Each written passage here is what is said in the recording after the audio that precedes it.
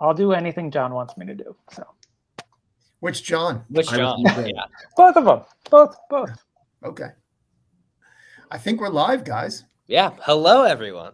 Hey. I'll give everyone some time to show up. But for those of you who come into the stream, feel free to put where you are in the chat and maybe why you're here. Are you the parent of someone with OCD? Are you a clinician, a researcher? We'd love to know.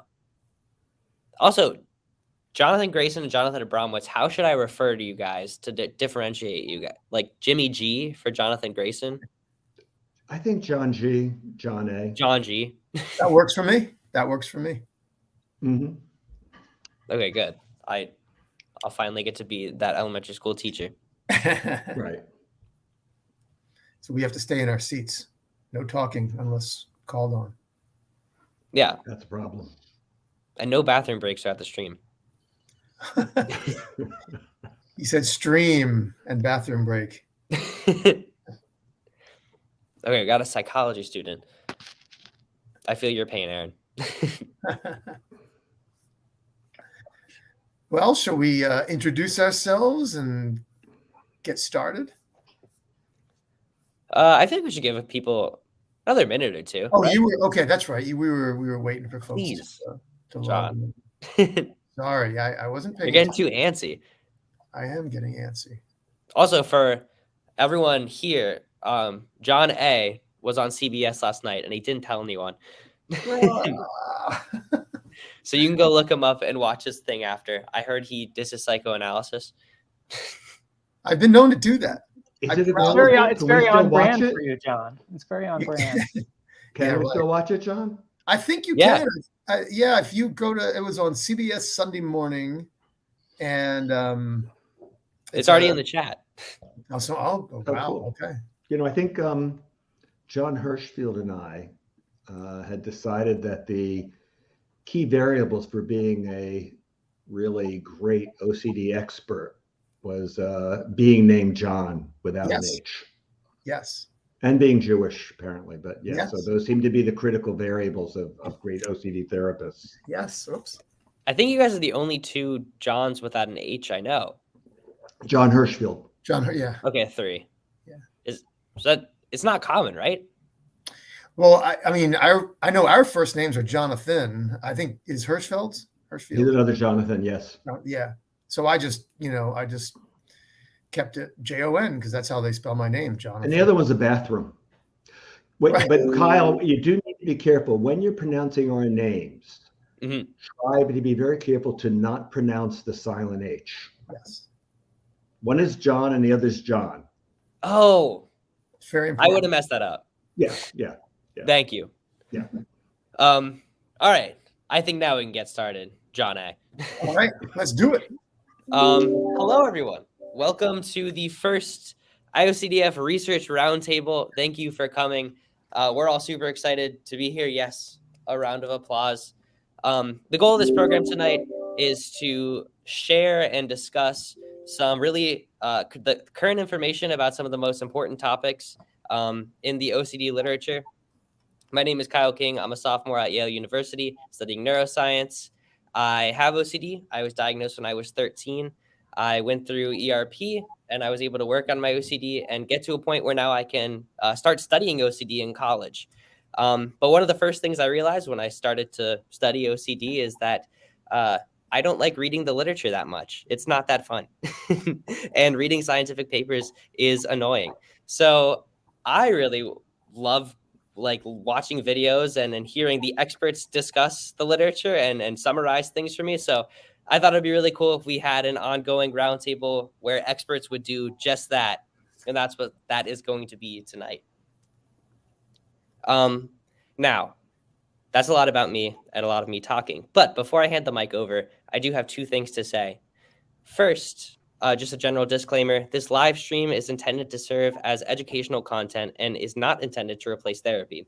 For treatment-related questions, please be sure to work with your local provider or contact a local clinician.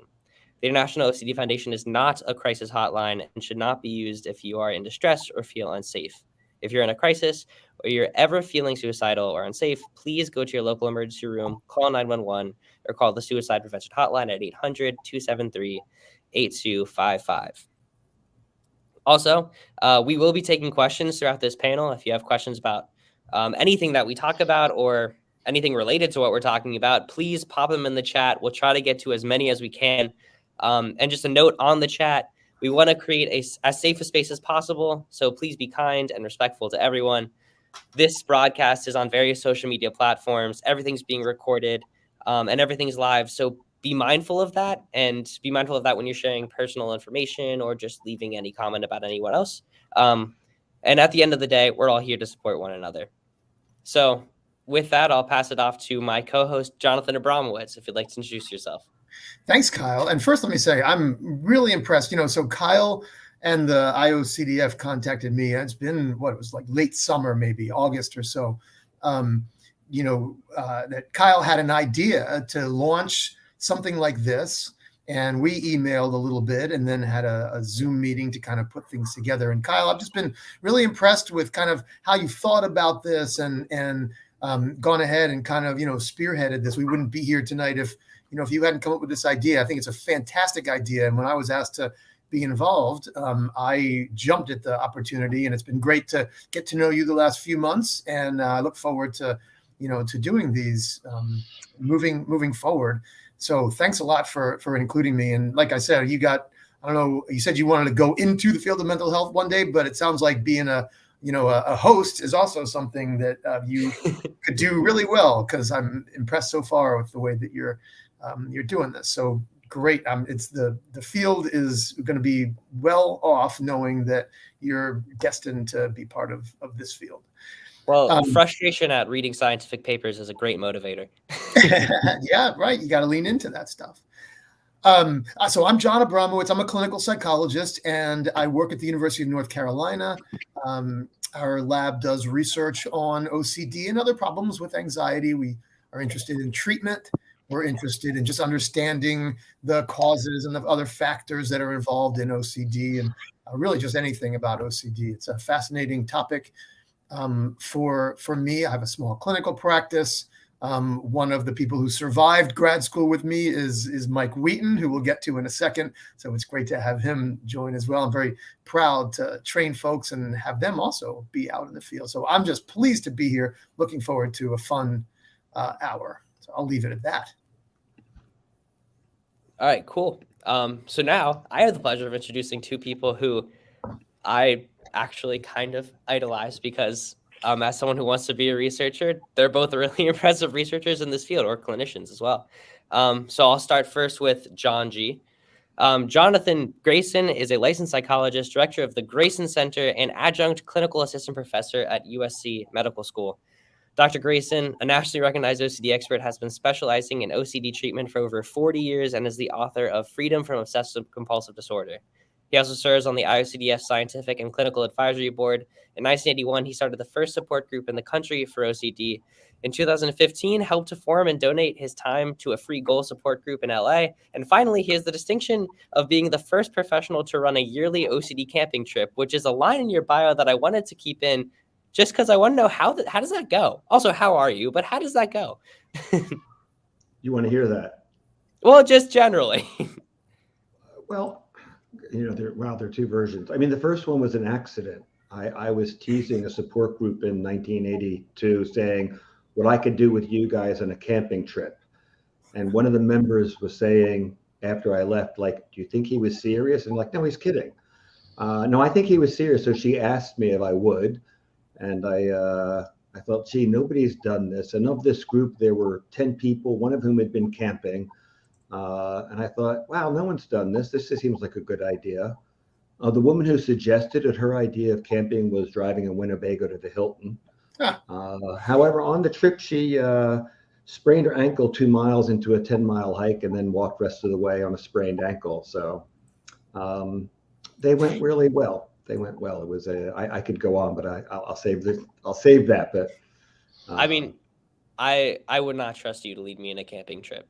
Well, you actually semi-did, because the camping trip was the basis for the OCD walk of recovery that we do at the conference. And I understand you have gone on one of those at least. Yes.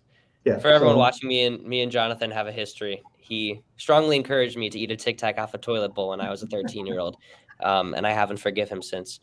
But moving on to our second panelist, Micheal Wheaton is an assistant professor of psychology at Barnard College, Columbia University, and a research scientist at the New York State Psychiatric Institute. His research focuses on advancing cognitive behavioral treatments for anxiety disorders and OCD. He has received research funding from the Iocdf, American Psychological Foundation, and National Institutes of Health. He's also led workshop trainings in CBT for OCD for the American Psychological Association, Anxiety and Depression Associations of America, and International OCD Foundation. Micheal, how are you doing? I'm well. Thank you, Kyle, for organizing this and inviting me to be here. Yeah, thanks for coming. So to get things started, tonight we're going to be discussing OCD and COVID and how the two have kind of related to one another, the interplay between the two, and what the literature says about this topic. Now, I remember when COVID first hit, I saw a lot of stuff pop up in the media about OCD, which I was kind of surprised about because I don't see OCD in the popular media all that much. Because I guess people started thinking, oh, well, the stereotype of OCD is someone who's cleaning a lot. And now we have the CDC and National Health Organization saying we do just that. So, is everyone going to become OCD? And of course, there's a lot of negative stereotypes and bad stereotypes that are wrapped up in this messaging. But the truth is, a lot of people with OCD do suffer from the contamination subtype. And COVID certainly has had an impact on people with OCD. So I want to just get started by asking Micheal. We're going to be looking at a study Micheal did first. Micheal, what was kind of like the general sense of the literature on COVID and OCD before you went in to do this study? And what did you want to find with this study? Great question, Kyle. So I guess like the actual sort of the background goes all the way back to when I was a graduate student with John A. at University of North Carolina at Chapel Hill. We had done a study a long time ago with Bunmi Olatunji, where this was actually when the swine flu happened, way back when. And in that study, we found that there was some association between individuals experiencing OCD symptoms and fears of the swine flu, the spread of the swine flu and things like that. And then John did more research on other pandemics, right? Like the Zika virus and Ebola. And so there was this idea that there could be a correlation between fear of a pandemic illness and symptoms of OCD. But those studies we had always done in either undergraduate students or members of just community members. So with this study, we really wanted to look at, what about for clinical folks who actually really experience OCD? What is it going to be like for them with the pandemic? Because I think at the very beginning, it was very unclear, how severe is this pandemic going to be? And what is the effect going to be on people who suffer from OCD? Interestingly, at the time we published this paper, the research that was out there was very limited and a little bit mixed. And we sort of thought, well, that actually kind of makes sense if you think about people who experience OCD. It's such a heterogeneous set of symptoms that for some people, this is going to be a major threat to their OCD symptoms. It's going to be directly involved because it's an illness that is contamination related. And for other people, maybe this won't be as big a deal. Maybe the impact won't be as significant. So we wanted to ask those questions of asking the OCD community, what the experience of the pandemic has been like in terms of how it's affected your OCD symptoms, other symptoms, and in particular, how has it affected your ability to receive and benefit from treatments that are available? Because that obviously was a big thing with when COVID happened, and it became harder to get in-person care, and the transition to telemedicine that was happening. It was a big unknown question in terms of how that was going to go. So that sort of motivated the idea for this study. And I should mention the study wasn't just me. It was a team that we had with two students who were working with me, Haley and Alana, and then Throster and Liz, Elizabeth Meckenvale both from Houston OCD program, and McLean. And sticking kind of on the topic of this study in particular, what were the questions that you were asking, and I guess what were the findings that you had? Yeah, sure. So we basically wanted to ask sort of both quantitatively with a forced choice to sort of say on this scale, has the pandemic affected your OCD? Have your OCD symptoms got a little bit worse, a lot worse, no change? But also we included qualitative items to really just hear from people to, in their own words, say, what has this been like for you, and how has this affected your ability to receive treatment? And so we report here the quantitative answers in terms of the proportion of folks who are reporting worsening due to COVID and the way that it affected their OCD symptoms. And then the qualitative items that we did an analysis of to look for themes that would emerge to be mentioned by multiple people in terms of what they were experiencing. And I guess there's like a lot of results. And like, how much do you want me to go into like all the details versus just the broad brush? I would say probably just the broad brush. The broad brush. So we got a sample of like 250-ish folks who self-reported that they had been diagnosed with OCD prior to the pandemic. And the broad brush was that the majority of people reported that their OCD symptoms did worsen during COVID. That was like in the 60s of the percent, maybe 70%. But the plurality of those were saying like a little bit worse. It was less frequent that people were saying really much worse. And then a minority of people saying really no change in their OCD symptoms, and a very small minority saying actually my OCD symptoms have improved following the pandemic. The people who experienced worsening, interestingly, as you might expect, it went along with the contamination-related symptoms and the responsibility for harming other people symptoms. And people tended to report a mixture between being concerned of themselves catching COVID and, of course, concern of infecting family members with COVID, which sort of is expectable. And that what else were the main results? That most people said that COVID had affected their ability to receive treatment for OCD. Most of the sample was in treatment, which is good. But the most common barrier that people talked about as being a barrier to treatment was the transition from being able to see your therapist in the office or going out in the community and doing the exposures to doing telemedicine care over Zoom or over other video conferencing apps. But again, it was sort of a diverse set of responses that some people actually didn't mind telemedicine. Some people said they preferred telemedicine and that it worked just as well or even better. And then some people said, telemedicine is not for me. It's not as good as in-person used to be. So really, as you might expect with a heterogeneous condition, a variety of different ways that the pandemic was affecting members of the OCD community. Yeah, I mean, the paper did have a lot of findings, and for everyone watching, it's, if you want to get like the granular information, it's good to read it. But that was a very good summary of kind of the highlights of it. Jonathan, Grayson, something I'm curious about is how was it kind of being a clinician during this time period, and how did you advise your patients at the beginning of the pandemic to separate maybe obsessing about cleanliness around COVID or versus just following CDC guidelines and being a responsible person? And it was a little different at the beginning versus, let's say, 5 months later.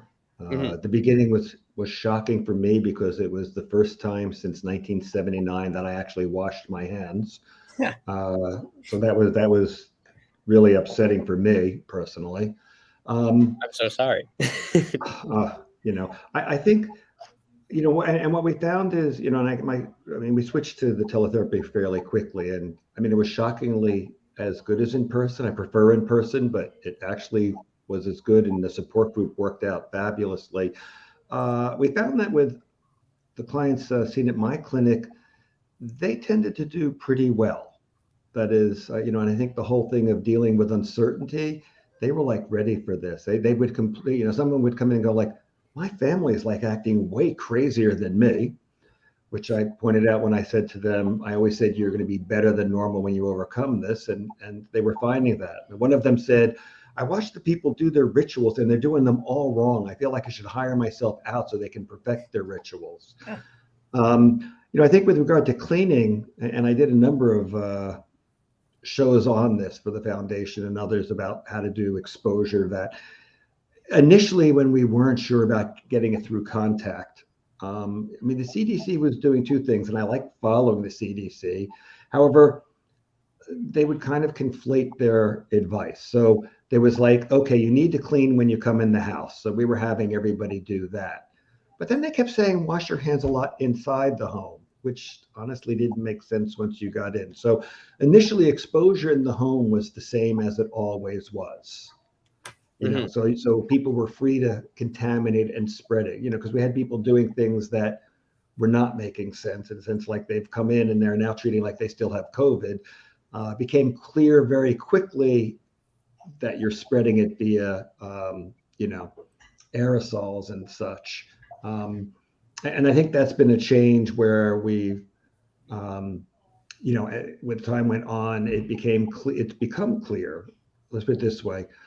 There are no documented cases of anybody getting COVID from a surface right now. You know, if you check the literature, it's highly, you know, the odd, they predict the odds are about 1 in 10,000 of getting COVID from a surface.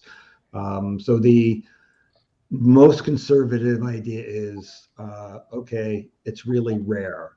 So that's made things a lot easier for doing treatment at this point. You know, so we're mainly concerned about, you know, breathing. And so we're not having anybody go out and, you know, in places and breathing without masks, even though there are places the CDC says you can, because that gets confusing. So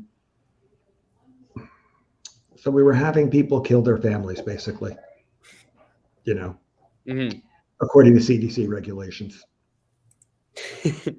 Sometimes it has to be done. Yeah. And John, how was your experience with virtual treatment? And do you think that it was as effective? And for everyone, how would you advise kind of like a clinician go about conducting virtual treatment? Yeah, you know, it's interesting.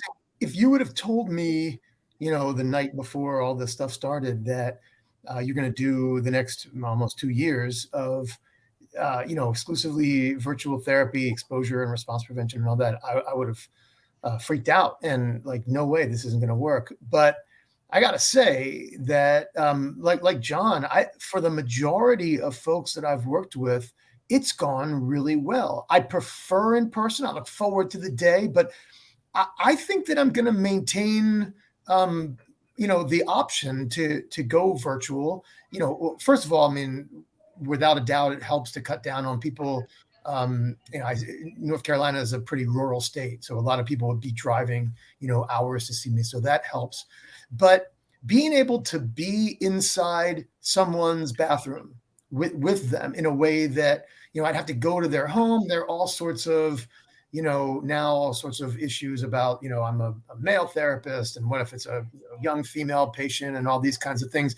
So I can be there via Zoom in a way that I would have never been able to do. And so I gotta say that I like it. Of course, you know, it's not without its you know, pitfalls. There have been folks that I've worked with that I feel like if I was in person with them and we were able to establish that face-to-face, you know, connection, that maybe I'd be able to push them a little bit more.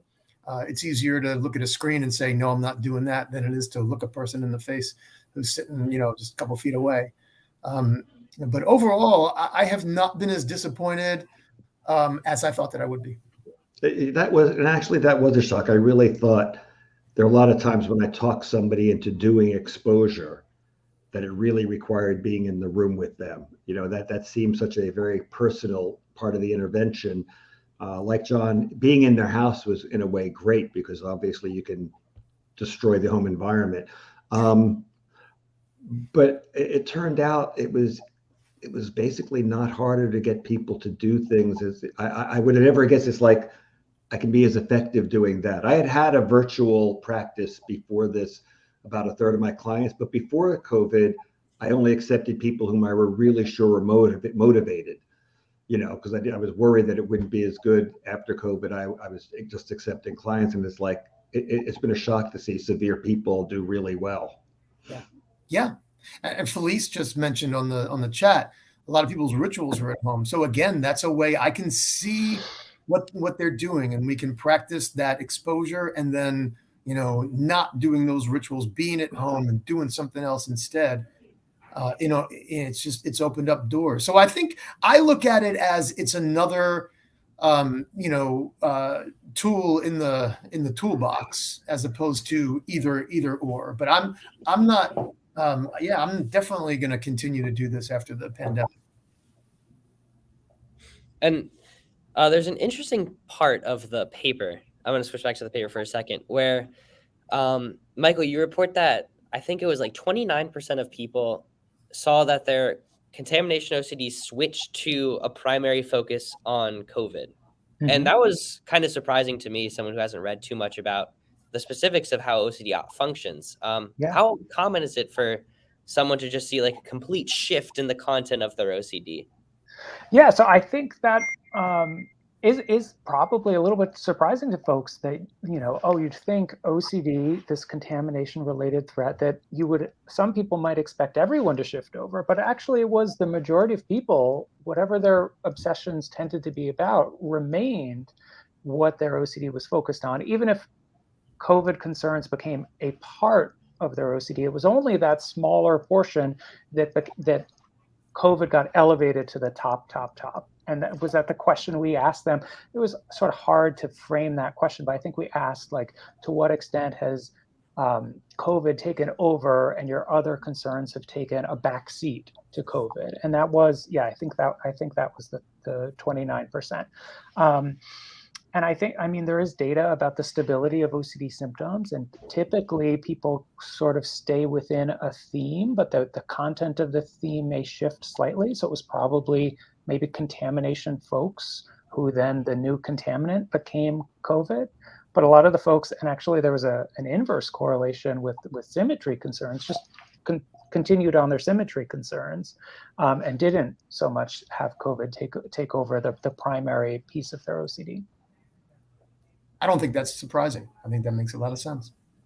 I think historically, though, we sometimes have seen that. I remember, you know, before HIV, you didn't know what a client's contamination issues would be. And then when HIV came out, for a long time, suddenly everybody shifted to, you know, like if they had a disease they were scared of, it was HIV, and that went on for years. So I think COVID, I mean, it's kind of nice to not everybody switched. I wonder if, you know, gradually for the next year or two, it'll be the number one for new people as they move on, unless, you know, we all get lucky and we get a cure quick enough. Interesting idea. Yeah, kind of a follow-up question I had was for people whose content switches to COVID, if kind of COVID becomes something that falls within a 5-year period where it's in the cultural zeitgeist, do those people's treatment change? Is their OCD going to shift to something else, or does it start and end with COVID? That's a definite maybe. A definite maybe.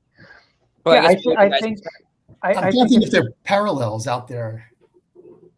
Yeah, I mean, I think like if the core fears and the reliance on rituals aren't addressed, then if COVID disappears as a threat for someone who's concerned about harming their family, there's lots of ways you could harm your family. And if COVID isn't that much of an issue, it could just shift to, you could harm your family this other way. Mm-hmm. So the treatment would just remain the same. You hit the core tenets of the OCD. Yeah. Well, I mean, Mike, it's kind of like what you found with, if the person was concerned about contamination, it was easy to see that switching to COVID. This is another contaminant. Yeah. So the same theme, it sounds like, is there, but the specifics about like how the feared consequence is going to happen, that could change. We have a kind of a question from Aaron Alper at 703. He asks if we could touch on OCD and conspiracy theories regarding the pandemic. Huh. I think, John, you want to take it? Which one? Oh, John A. Oh, no, I was laughing. That's not something I thought about, actually. Interesting angle. I have not had I have not had any clients who got lost in the conspiracy theories with regard to the pandemic, let alone it tying to OCD also. I think, one of the things when I'm talking about uncertainty, and I've often said that the only people that research has shown us that the only people who are certain are stupid.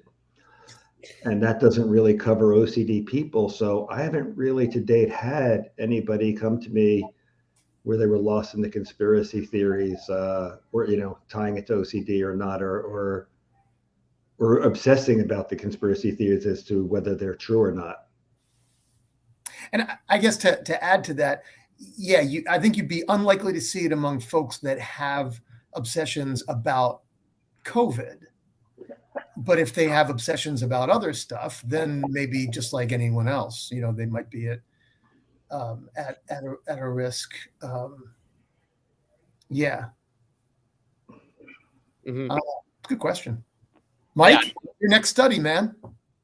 Well, I would say, I also have a private practice here in the city where I'm seeing folks with OCD, and similarly to both of you, I have not seen anyone who's fully on the board with the bandwagon of all conspiracy-minded thinking about this. But I have seen some folks who have some hesitancy about the vaccine, not for conspiratorial thinking reasons, but out of more OCD concerns in terms of like, what if I don't know what this is going to do to my body? What if there are going to be side effects that are long lasting from the vaccine? So that has been something that I have seen, but not conspiracy theories about microchips and things like that. Mm-hmm. Yeah. Kind of switching perspectives to that of a parent. How would you guys kind of advise a parent to, I guess, think about their kid if their child has contamination OCD and try to parse out whether their child is just being safe around COVID and wearing a mask at school and stuff like that, or whether it's OCD taking over? How might you just advise any other person on the streets to delineate between the two? Yeah, if I could just say one thing related to the research study. So that was one of the emergent themes that I thought was really interesting. This is, again, from the early part of the spread of the pandemic, was some folks with OCD were saying that they were having a really hard time making that distinction of what is a rational, reasonable response to make and what is going too far. So that did seem in the data to be something that some folks with OCD and probably parents of folks with OCD would struggle with of that line. So I don't know, I'd be curious to hear what the Johns would say, but in my practice, I always try to just see that we're adhering to CDC guidelines, but not over adhering to CDC guidelines. Yeah. I have one question regarding that question. Did you ask that same question of the non-OC people? How many people think they're compared to their peers, are they overreacting or doing the same as else? Was that asked of the non-sufferers? Yes, I think we said that was the response from the OCD folks saying that they had a hard time telling the difference. That was one of the emergent themes. So that question was not asked of the non-OCD folks. Because I would have loved to have seen that in again, given the statement of some of my clients that their families were acting crazier than them. I was wondering if people without OCD had a feeling as I am over, compared to everybody around me, I'm more scared or less scared. Because it would have been nice to know, because to find out how much of the OC response is actually mirroring what was happening in the regular population at the same level. Yeah, I think we did have somewhat of a question, like to what extent are for OCD folks, not for. No, I meant for the non-OC folks. Oh, that's what I'm curious. Okay. I'm curious about the non-sufferers saying I'm over. I'm way more upset about this than everybody I know. Yeah, I don't think we have. That would have been a great change to the survey, but I don't think we have that. But it is. I forget what exactly your findings were, but you did ask to see like whether or not people with OCD had a heightened anxiety response in general, right? We did ask them. We asked them, do you perceive your fear of COVID to be more so than others? And it was not everyone. It was like a minority of people. And then we asked them, to what extent, this is for folks who suffer from OCD, to what extent are your concerns reasonable versus excessive? And most people said, my concerns about COVID are reasonable. It was only 30% who self-perceived that their concerns about COVID were going too far. Mm-hmm. I mean, does that kind of make sense to the Johns? The Johns. The toilets. I mean, I think so. I think I think that makes perfect sense. You know, your question of what do you do with a child, I don't think it's that hard really to tell when your child is doing more, you know, is crossing the line, because, you know, there's whatever that family culture is. So, you know, going beyond the family culture is likely already going beyond the line, you know. So I have in my mind what I think makes a lot of sense, but, you know, we have to take into account, you know, the various family cultures they're coming from, and that will also be a partial determinant, you know. So is this child doing way more than the rest of the family is doing? You know, and how, you know, so I think it's straightforward. You know, we had some relatives. It's a good thing they're not going to be watching this. Some relatives where, you know, we heard that at home they were maintaining a 6-foot distance between each other, and it's kind of like, you know, and if, you know, and just think it's like, wait, you're all breathing the same air, like this makes no difference, but that's what they were doing. They didn't have OCD, shockingly, with that, you know, that kind of behavior, right? So yeah, I think it depends on the family culture to you know, prepare, because obviously if the child's within the family culture, they're not going to complain about the behavior. There's going to have to be a variance for what they're doing. And also, like, the kind of the part of the paper that says that people with OCD don't really perceive their behaviors as excessive. In your practice, in all of you guys' practices, do your clients mostly say that they don't perceive what they do as excessive behaviors just in general? I'm curious to see, like, well, you know, you ask someone with OCD, do you think that these behaviors are excessive? And they say no. Is that kind of just like the typical response? You know, so the literature suggests that most people with OCD have some insight that what their obsessions and compulsions are excessive. That, you know, that the obsessions are you know, not as realistic as sometimes they fear, and that their compulsions are excessive. Most folks have insight. There's a small, you know, a couple of % of folks that have, you know, really, really poor insight. So I mean, yeah, the majority of folks, they say, yeah, I know I do this too much, and I know I gotta, you know, work on stopping it, and that's why I'm coming. Then there are folks who absolutely put their foot down. I think it's a pretty small minority of folks that have very little insight.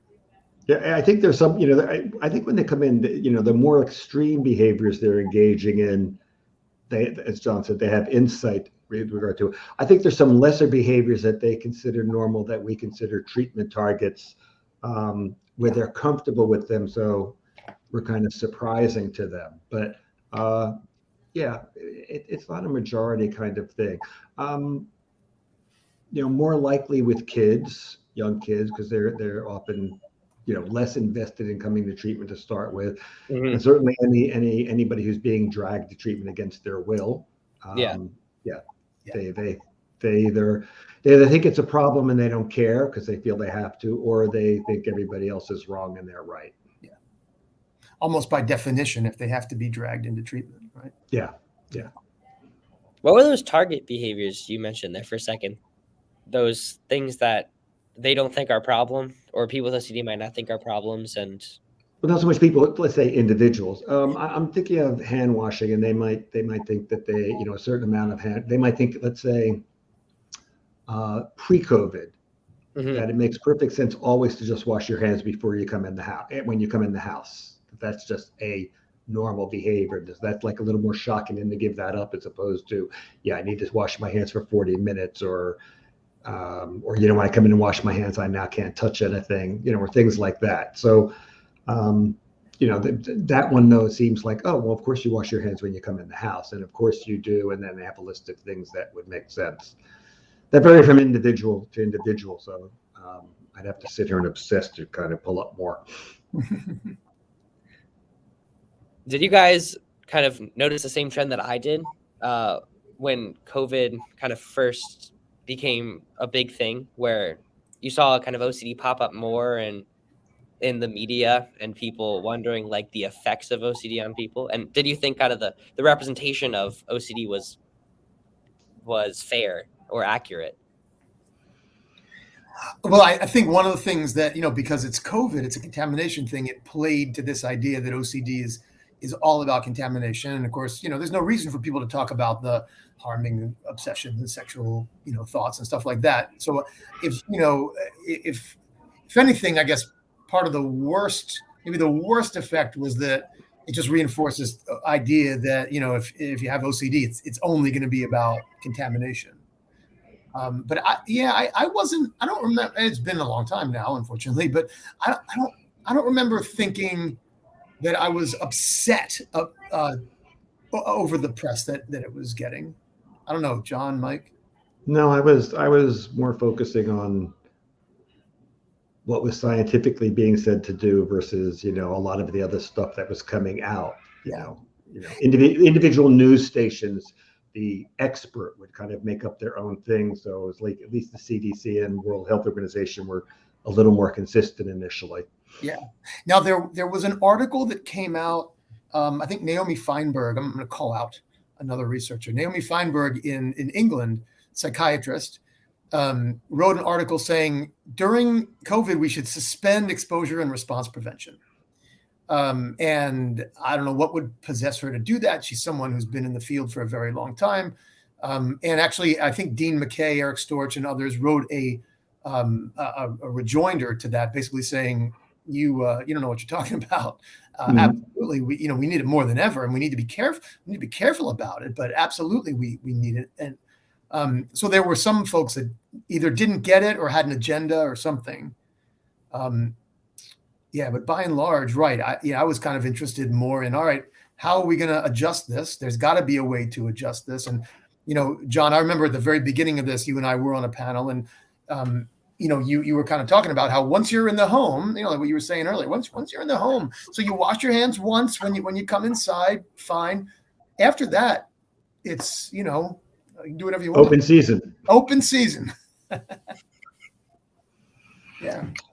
Yeah, and really calibrating it to following the CDC guidelines, like I think, John G., you were saying, when they were saying wipe down groceries and packages, we did that. Once they stopped saying, you really don't need to do that anymore, we would work with patients, say, okay, well, we'll come in and we'll wash our hands, but then we're going to grab those packages that just came in and just drag them around the kitchen countertops and all over the place, and that's an exposure. I don't know, to that end, just a thought that I had. When people, I knew some neighbors that maybe still would wipe down their mail and their groceries and all that. For some reason, I just refused to ever believe that if that was a thing, COVID would have gone. Yeah. I mean, even more. Look, we just had the 5 millionth person die. But if it was transferred that way, thank goodness it's not. Because there'd be a lot more than 5 million people who've died from this if that was the case. Yeah, I've been impressed by the idea of oh my God, if it was contact. I said before this in preparation, because I've been saying it for a while, but I did a dive into the literature to find out what is literature on surface contamination. Mm-hmm. So CDC and World Health keep saying, wash your hands and everything, and like anybody who's done research, there is no data, and although I love the CDC and WHO in general, in this area, they're kind of backwards. There was a study in 87, because this apparently holds for colds and flu. University of Wisconsin, they did two groups. One group, they played cards with a bunch of people who had colds. So the cards are all contaminated, but they made sure that the people's hands never touched their faces. In that group, 50% got colds. In the second group, they had people with colds cough and contaminate cards horribly, but they weren't in contact. And then the people who didn't have colds were given the cards and told, handle the cards and rub their faces, noses, and eyes as much as possible. So they're spending all their time doing that. They didn't get colds. Colds and flu, apparently, because there's some other data, are also airborne illnesses. which I think I kind of knew, because given the kind of exposures I've been doing for years, I should have been sick so often, as well as all my clients. So Yeah. it's kind of odd in that particular area. Now, all these researchers, though, all of them, despite saying it's incredibly rare, but they always cover themselves at the end. But, if you wash your hands, that'll cover for the small possibility that, you might get it. So for COVID, 1 in 10,000 via contact. The estimate, the guesstimate they make. But Makes But sense. like, oh, you go, Michael?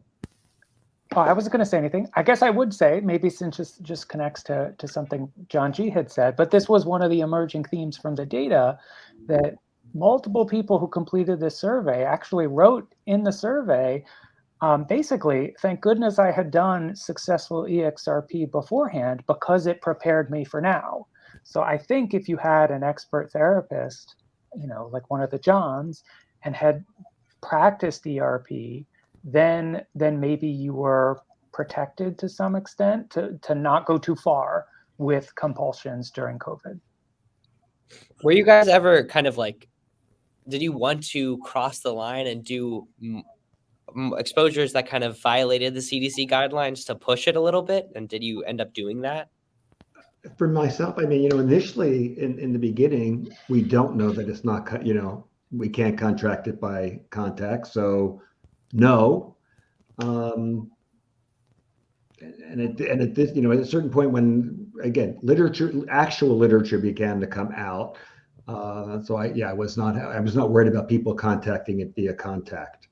So it was mainly, I wasn't worried, so in that sense, I might violate the guidelines at this point in time with regard to contact, right? Because at this point, there should have been some vectors of infection via contact, right? Like somebody, from delivery person or somebody on, all these different places that didn't occur. Yeah. Yeah. And in our neck of the woods, the rate, so, most people in the Raleigh-Durham area, particularly, Chapel Hill, Carborough area, it's a fairly progressive, well-educated area. Most folks are vaccinated. I actually, right now, I don't think I have anyone with fears that revolve around COVID I have a small practice.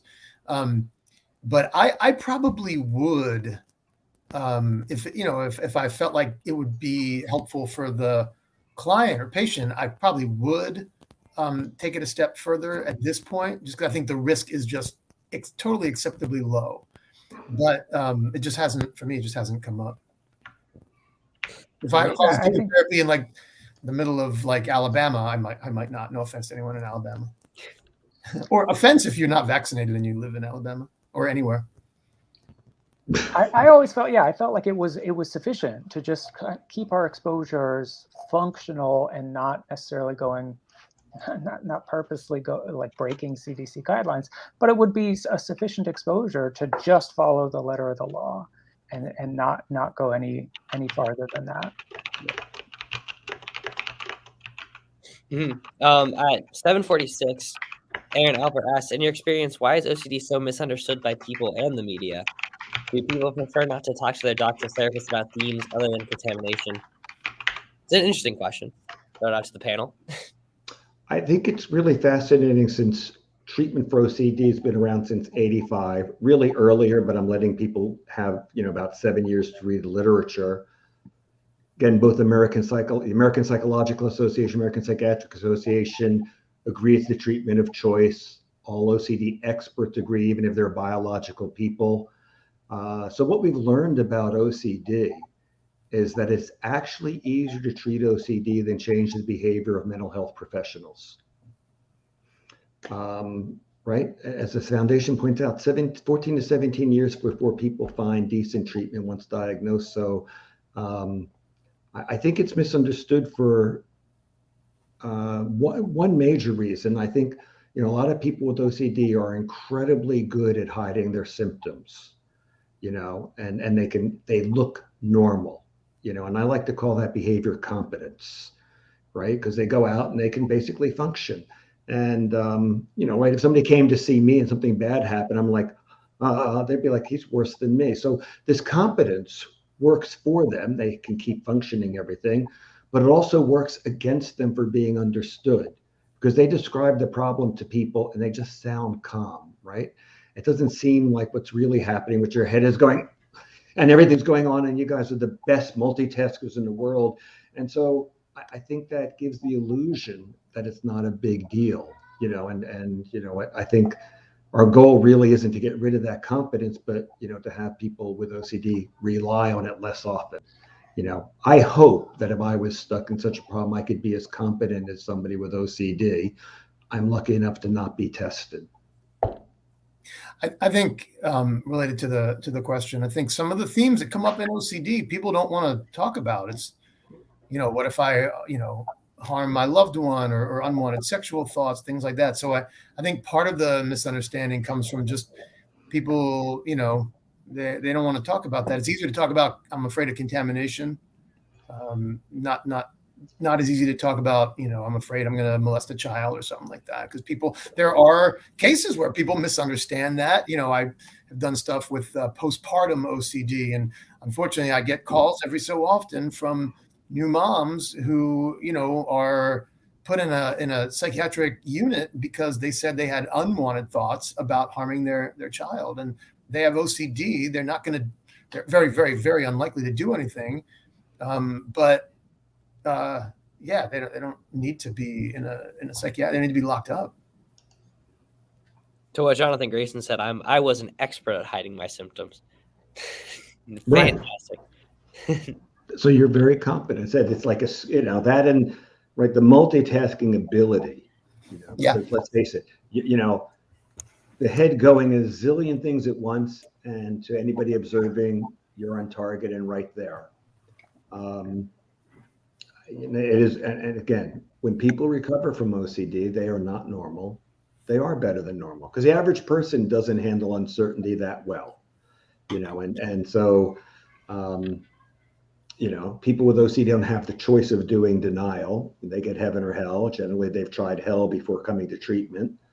Being able to cope with it is, right, a great freedom. And in my personal experience, I found the uncertainty of the pandemic quite tolerable relative to my exposure response prevention treatment when I was 13. I was okay kind of with the changing circumstances, and a CDC switching one day to the next. It was okay. It was something that I just had to live with and deal with and go about my normal day. So our big mistake today is we really should have just been grilling you. Yeah, I just remembered that, like, I have OCD too. Yeah. I was also curious to see, like, did you guys coach your patients on how to block out all the noise about COVID? Or do you? Yeah. I mean, basically, this occurs for a lot of OC problems. It's like, you may not go to the internet. Right. And it was basically, you completely say no, like, don't go. For COVID information, right. Yeah, I mean, it was like, you can listen to the CDC and World Health and nothing else. I mean, because again, local TV stations had their own experts, and sometimes it'd be okay, and they'd say what the CDC said, and other times they would say, here's the way to wash your hands, and they would describe these long procedures, and that's still happening. I can't remember where I saw it, which is a good thing. I just read an article talking about proper hand washing now for COVID, which seemed crazy. And the amount of stuff they were describing, it's like, good, I'm glad nobody's found this article, because it would scare them. I saw a lot of folks with health anxiety also, which is a kind of cousin to OCD. And they would be just consuming, well, CNN says this, and it's Fox and MSNBC, in the local. And my advice was kind of along the lines of, John, what you were saying, but I was like, pick one resource, stick to that. Better if it's like an app or something that's not like where you're seeing it in real time. Check it one time, don't, because even, well-meaning people on the air they're still going to say things a little bit differently. There's going to be minor differences into Person with anxiety, person with OCD, oh my God, this person's saying, 3 seconds, this person's saying 5 seconds, right? And they get mixed messages, and that becomes a source of more uncertainty. And the truth is that we were uncertain. We still are to a certain extent. Yeah, so in the survey, we found that came up in therapy quite a bit. The therapists, not all of them, quite a number of therapists were trying to set limits and guidelines on consuming information about COVID, especially in those early days when everyone was Googling what are the symptoms of COVID. And some people were developing new obsessions to check their breathing, like, am I able to get when that was the Yes. lung function, and checking your with that oximeter thing to see what's my oxygen saturation. It just was blowing up with people spending way too much time online looking at information.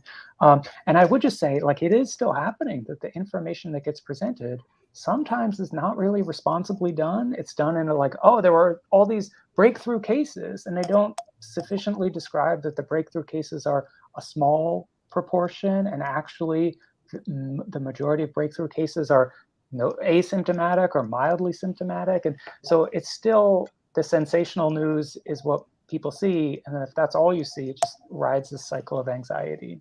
Yeah. What was the, one of the like Moderna and Pfizer, one was 94% effective, one was 91% effective.